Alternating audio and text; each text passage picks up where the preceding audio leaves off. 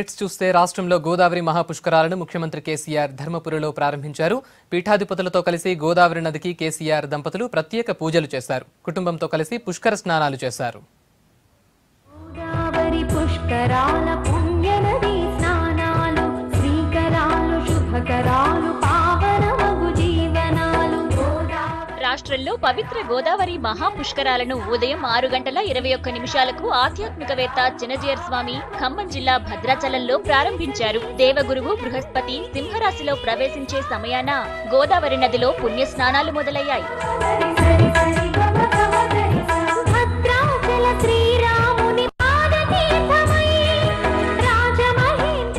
ఇటు కరీంనగర్ జిల్లా ధర్మపురిలో ఉదయాన్నే కోలాటాలు భజనలతో శోభాయాత్ర వైభవంగా జరిగింది. ఈ శోభాయాత్రలో సీఎం కేసీఆర్ కుటుంబ సభ్యులతో పాటు 7 పీఠాధిపతులు కూడా పాల్గొన్నారు. గోదావరి నదికి చేరుకున్న కేసీఆర్ గోదావరి మాతకు పూజలు చేసి పట్టు వస్త్రాలు సమర్పించారు. ఆ తరువాత సీఎం కేసీఆర్ సతీ సమేతంగా పుష్కర స్నానం చేశారు. 3 మునక మొదలైంది. పుష్కరాలు జరుగుతున్న జిల్లాల్లో మంత్రులు వేర్వేరుగా పుష్కరాలను ప్రారంభించారు. గోదావరి నదిలో పుణ్యస్నానాలు చేసి ప్రత్యేక పూజలు నిర్వహించారు. ఖమ్మం జిల్లా భద్రాచలంలో జరిగిన కార్యక్రమంలో మంత్రులు హరీష్ రావు, తుమ్మల నాగేశ్వరరావు పాల్గొని పుష్కర స్నానం చేశారు. బీజేపీ రాష్ట్ర అధ్యక్షుడు కిషన్ రెడ్డి కూడా స్నానం చేసి సీతారాముల వారి దర్శనం చేసుకున్నారు.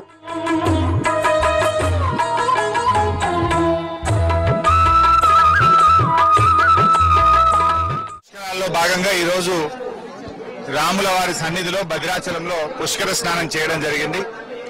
ఇది ఒక మహా అదృష్టంగా, ఒక గొప్ప అవకాశంగా భావిస్తా ఉన్నాం.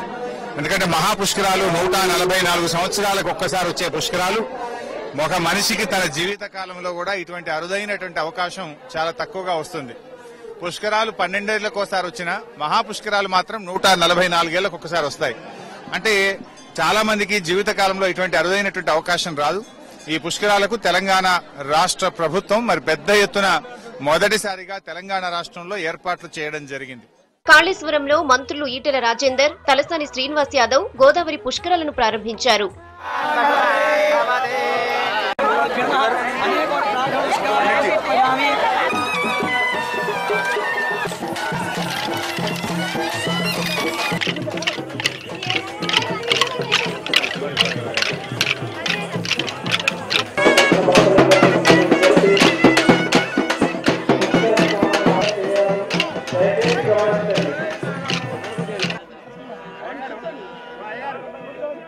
నిజామాబాద్ జిల్లాలోని శ్రీరామ్ సాగర్ ప్రాజెక్ట్ దగ్గర గోదావరి నదిలో ఎంపీ కవిత, మంత్రి పోచారం పుష్కర పూజలు చేశారు. ఈసారి మహాపుష్కరాల్లో పాల్గొనడం అన్నది, పాల్గొన్న టైంలో మనం పుట్టి ఉండడం, బతికుండడం అన్నది కూడా నిజానికి మన అదృష్టం. సో తెలంగాణ ప్రజలందరూ కూడా ఈ అవకాశాన్ని సద్వినియోగం చేసుకోవాల్సిందిగా విజ్ఞప్తి చేస్తా ఉన్నాను. అదేవిధంగా ఈ పుష్కరాల సందర్భంగా లక్షల సంఖ్యలో మొత్తం దేశం నుంచి కూడా చాలా మంది వచ్చి హాజరవుతారు. కాబట్టి వచ్చేటటువంటి భక్తులకు సహకరించే విధంగా, అదేవిధంగా మనం కూడా ఉన్నటువంటి తెలంగాణ వాళ్ళందరం కూడా ఈ పుణ్యస్నానం ఆచరించవలసిందిగా విజ్ఞప్తి చేస్తాం. ఆదిలాబాద్ జిల్లా బాసరలో మంత్రి జోగు రామన్న, ఎంపీ నగేష్ పుష్కర స్నానాలు చేశారు. మంత్రితో పాటు జిల్లా కలెక్టర్ జగన్మోహన్ కూడా పూజల్లో పాల్గొన్నారు. తర్వాత మంత్రి, కలెక్టర్ సరస్వతి అమ్మవారిని దర్శించుకున్నారు. బాసరలో పూజల్లో నటుడు సుమన్ కూడా పాల్గొన్నారు. ఈరోజు తెలంగాణ రాష్ట్రం ఏర్పడి మరి కేసీఆర్ గారి ముఖ్యమంత్రి గారి ఆధ్వర్యంలో ఈరోజు ఈ గోదావరి పుష్కర కార్యక్రమాలన్నీ కూడా మరి ఈరోజు ప్రారంభించుకోవడం జరిగింది. ఈ సందర్భంగా ప్రజలందరికీ కూడా శుభాకాంక్షలు తెలియజేసుకుంటూ మరి స్వాగతం సుస్వాగతం కూడా పలుకుతూ అందరూ భక్తులు కూడా ఈ గోదావరి పుష్కరాలు బాసర పుణ్యక్షేత్రంలో ప్రతి ఒక్కళ్ళు కూడా ఈ పుణ్యస్నానాన్ని గావించి సరస్వతి తల్లి యొక్క ఆశీస్సులు తీసుకొని తప్పకుండా ఈ కార్యక్రమంలో పాల్గొంటారని చెప్పి ఆశిస్తూ ఉన్నాం. వరంగల్ జిల్లాలోని మంగపేటలో గోదావరి నదిలో డిప్యూటీ సీఎం కడియం శ్రీహరి పుష్కరాలను మహాపుష్కరాలు శాస్త్రోక్తంగా ప్రారంభమయ్యాయి. తొలి రోజు పుష్కరాలు కుంభమేళాను గుర్తు చేశాయి. కరీంనగర్ జిల్లా ధర్మపురిలో సీఎం కేసీఆర్ వేద పండితుల మంత్రోచ్చరణల మధ్య పుష్కరాలను అధికారికంగా ప్రారంభించారు. గోదావరి తీరం పుష్కర సంబరంతో శోభాయమానంగా మారింది. గోదావరి పుష్కరాల పుణ్యనది స్నానాలు శ్రీకరాలు శుభకరాలు పావనమగు జీవనాలు. గోదావరి రాష్ట్రంలో అడుగుపెట్టే నిజామాబాద్ జిల్లాలో పుష్కరాలు వైభవంగా ప్రారంభమయ్యాయి. త్రివేణి సంగమం కందకుర్తిలో భక్తులు పుణ్యస్నానాలు చేసేందుకు భారీగా తరలివస్తున్నారు. గోదావరిలో నీళ్లు లేకపోవడంతో భక్తులు నిరాశ చెందారు. ఘాట్లకు వెళ్లేందుకు భక్తులు తీవ్ర ఇబ్బందులు పడ్డారు.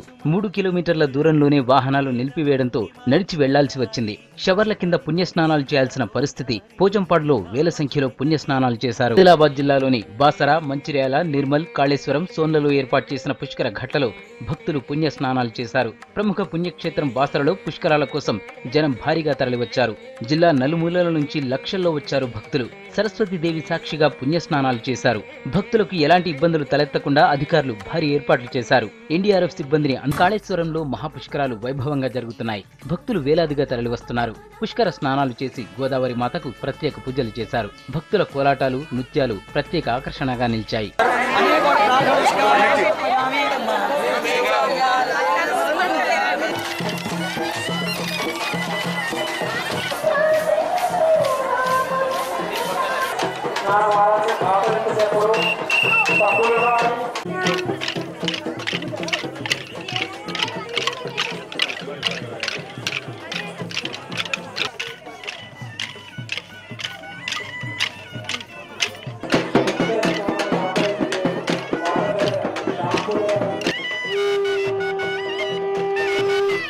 గోదావరి ప్రవహిస్తున్న మరో జిల్లా వరంగల్ జిల్లా మంగపేటలో గోదావరి పుష్కరాలు ఘనంగా ప్రారంభమయ్యాయి. మంగపేట నుంచి పుష్కర ఘాట్ వరకు శ్రీ హేమాచల లక్ష్మీ నరసింహస్వామి రథయాత్ర జరిగింది. స్వామివారికి పండితులు పుష్కర స్నానం చేయించారు. గోదావరికి ప్రత్యేక పూజలు చేసి మహాహారతి ఇచ్చారు. ఖమ్మం జిల్లా వెంకటాపురం మండలం రామచంద్రాపురంలో భక్తులకు పుష్కర స్నానాలు నిరాశను మిగిల్చాయి. పుష్కర ఘాట్ల దగ్గర నీళ్లు లేకపోవడంతో భక్తులు ఇబ్బందులు పడుతున్నారు. ఘాట్ నుంచి సుమారు 2 కిలోమీటర్లు గోదావరి నది ఇసుకలో నడిచి వెళ్లి వరంగల్ జిల్లా వైపు ఒడ్డున ఉన్న నీటి దగ్గర స్నానం చేస్తున్నారు.